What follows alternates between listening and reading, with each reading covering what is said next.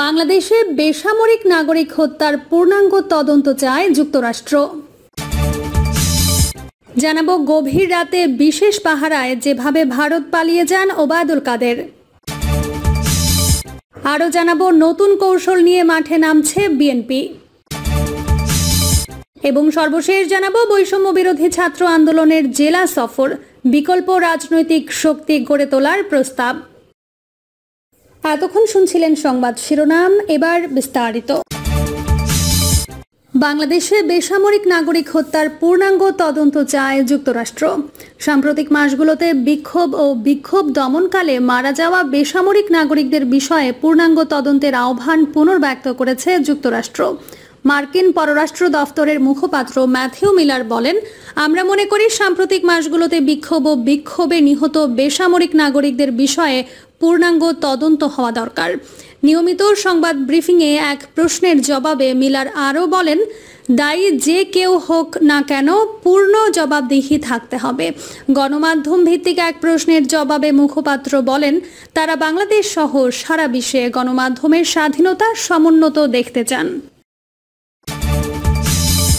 গভীর রাতে বিশেষ পাহারায় যেভাবে ভারত পালিয়ে যান ওবায়দুল কাদের। ছাত্র জনতার অভ্যুত্থানে শেখ হাসিনার নেতৃত্বাধীন সরকার পতনের পর সাবেক মন্ত্রী এমপি সহ আওয়ামী দোসরদের অনেকেই দেশ ছাড়তে মরিয়া। দালাল সিন্ডিকেটের সহায়তায় কেউ কেউ ভারতে ঢুকতে কোটি টাকাও দিয়েছেন, তবে 20 লাখের নিচে কেউ ঢুকতে পারেননি। কেউ আবার খুইয়েছেন মোটা অঙ্কের নগদ টাকা ও ডলার, কাউকে দিতে হয়েছে জীবনও। তবুও ভারত পালানোর মিছিল থামছে না। এই সুবাদে ভারত বাংলাদেশ সীমান্তের বিভিন্ন পয়েন্টে থাকা চিহ্নিত দালালদের পোয়াবারও। অভিযোগ আছে ভিআইপিদের অনেকে পার হওয়ার সময় দুদেশের প্রশাসনের লোকজনের সহায়তা নিয়েছেন, যদিও এই বিষয়ে কেউ মুখ খুলতে নারাজ। আওয়ামী দোসরদের সাজানো প্রশাসন হওয়ায় কৃতজ্ঞতা প্রকাশ করতে অনেকে তাদের নির্বিঘ্নে দেশ ছাড়তে সব ধরনের সহায়তা দিয়েছেন এবং এখনও দিচ্ছেন। হাসিনা পালিয়ে যাওয়ার পর 5 আগস্ট মধ্যরাতে খোদ আওয়ামী লীগের সাধারণ সম্পাদক ওবায়দুল কাদের যশোরে চলে যান। সেখানে তাকে গুরুত্বপূর্ণ একটি নিরাপদ স্থানে আশ্রয় দেওয়া হয়। পরদিন তিনি বিশেষ প্রহরায় সীমান্ত অতিক্রম করেন।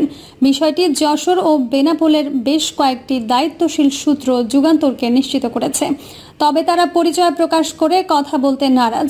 এছাড়া 7 আগস্ট রাজশাহী সিটি কর্পোরেশনের সাবেক মেয়র খায়রুজ্জামান লিটন ও বিতর্কিত পুলিশ কর্মকর্তা বিপ্লব কুমার সরকার সহ আরও বেশ কয়েকজন বেনাপোল সীমান্ত দিয়ে ভারতে ঢুকেছেন। এমন খবর নিশ্চিত হওয়ার পর স্থানীয় বিক্ষুব্ধ লোকজন বিক্ষোভও করেন। সংশ্লিষ্টরা বলছেন, ছাত্র আন্দোলন শুরু হলে নিজস্ব অস্ত্রধারী বাহিনী নিয়ে মাঠে নামেন যশোর 1 আসনের সাবেক এমপি শেখ আফিল উদ্দিন। পরে তার বিরুদ্ধে একাধিক হত্যা মামলা হয়। বর্তমানে তিনি অজ্ঞাত স্থানে রয়েছেন। এছাড়া আত্মগোপনে রয়েছেন সাবেক উপজেলা চেয়ারম্যান সোহরাব হোসেন, পৌর মেয়র নাসির উদ্দিন, সাবেক মেয়র আশরাফুল আলম ওরফে লিটন, যশোর জেলা আওয়ামী লীগের সভাপতি শহীদুল ইসলাম ও সাধারণ সম্পাদক শাহিন চাকলাদার সহ স্থানীয় নেতাদের অনেকে। এদের বেশ কয়েকজন ইতোমধ্যে বেনাপোল সীমান্ত দিয়ে ভারতে পালিয়ে গেছেন বলে এলাকায় গুঞ্জন রয়েছে। তবে বেনাপোল ছাড়াও বেশ কয়েকজন আওয়ামী লীগ নেতা পার্শ্ববর্তী পুটখালী ঘাট এলাকা দিয়ে ভারতে ঢোকেন। তাদের কেউ কেউ পুটখালীর দালাল সর্দার হিসেবে পরিচিত নাসিরের সহায়তায় দেশ ছাড়তে সক্ষম হন বলে জানা যায়। অনেক আগে থেকে এই ঘাটটি ধুর পাচারের অন্যতম ঘাট হিসেবে পরিচিত।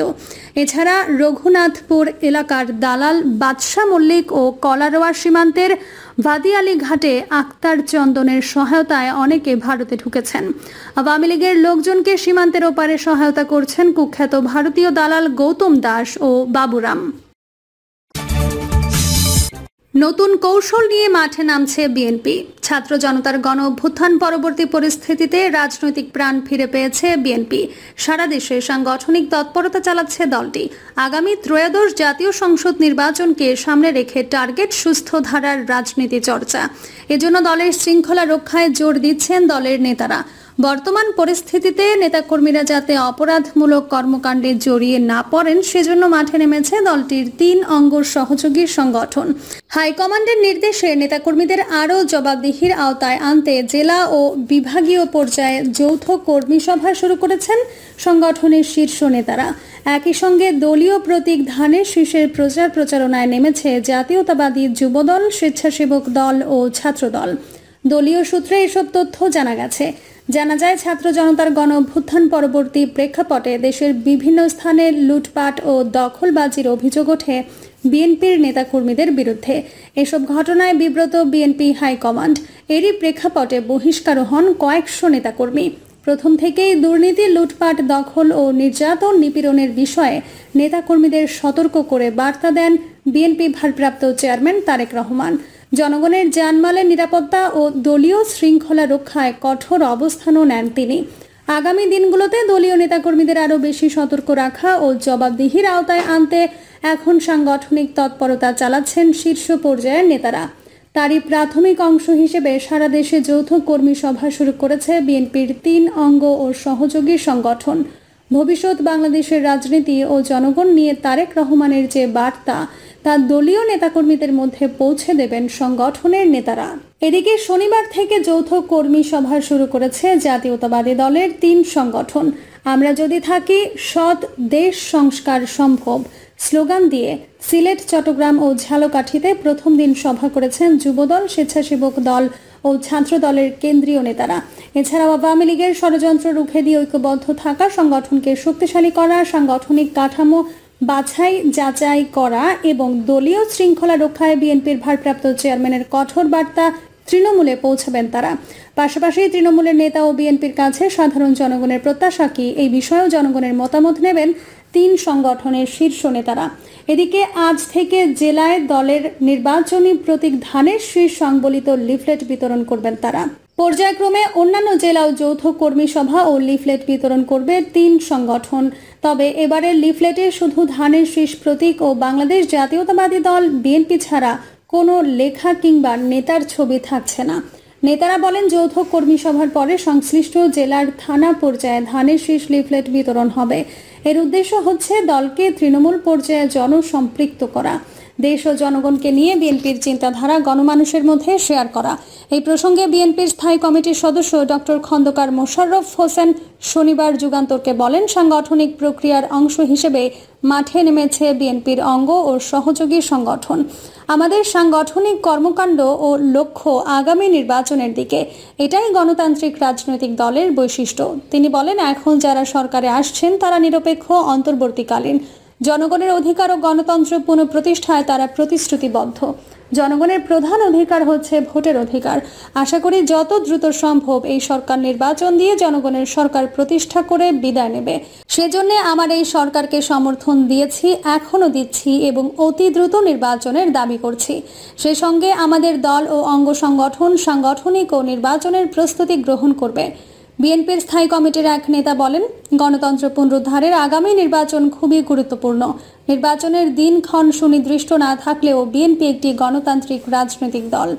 বিভিন্ন রাজনৈতিক দলগুলো দ্রুত সময়ে একটি অবাধ ও সুষ্ঠু নির্বাচন চায়। এজন্য সাংগঠনিক কর্মকাণ্ডের পাশাপাশি নির্বাচনের প্রস্তুতি রয়েছে বিএনপির। ধানের শীষের লিফলেট এটা একটা নির্বাচনী প্রস্তুতির সংকেত। যুবদলের সাধারণ সম্পাদক নুরুল ইসলাম নয়ন বলেন, আমরা প্রথমে বিভাগীয় কর্মসূচি করেছি, এখন জেলায় জেলায় যাচ্ছি। আমাদের নেতাকর্মীরা যাতে সংযত থাকে, মূলত কোনো বিশৃঙ্খলায় যাতে না জড়ান এবং প্ররোচিত হয়ে যাতে অপরাধ না করতে পারেন। শৃঙ্খলায় নেতাকর্মীদের সতর্ক করার পাশাপাশি রাজনীতিতে একটা গুণগত পরিবর্তন আসুক, এটা আমরা চাই। আগে কোথাও গেলে শত শত মোটরসাইকেল গাড়ি বহর রিসিভ করত, যা সাধারণ মানুষের জন্য কষ্টের কারণ হতো, জনভোগান্তি হতো। পরিবর্তিত পরিস্থিতিতে যাতে এসব না হয় সেই বিষয়ে আমরা সচেতনতা বৃদ্ধি করছি। বিনা কারণে ব্যানার, ফেস্টুন দিয়ে এলাকা ছেয়ে দেওয়া, পার্টি অফিস ঢেকে দেওয়ার যে প্রবণতা, আমরা সেখান থেকে বের হয়ে আসছি। ছাত্রদলের সাধারণ সম্পাদক নাসির উদ্দিন নাসির বলেন, যৌথ কর্মী সভায় নেতাকর্মীদের বিএনপির ভারপ্রাপ্ত চেয়ারম্যান তারেক রহমানের বার্তা দেওয়া হবে। নেতাকর্মীদের ধৈর্য ধরতে হবে।